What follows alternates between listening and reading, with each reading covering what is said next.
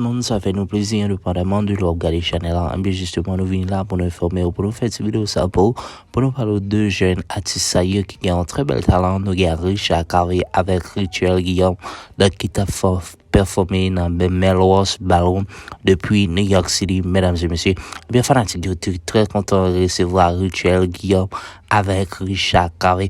Eh bien, nous connaissons des bouts de tonton artistes qui ont un peu fanatique et qui toujours mettent la joie dans le cœur artiste.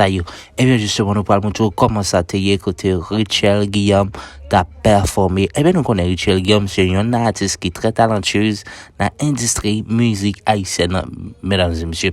Eh bien, justement, regardez la vidéo jusqu'à la fin. Nous parlons de comment ça t'a été. Moi, je souhaite que vous partagez, ou abonnez, ou like, ou faites commentaire par là.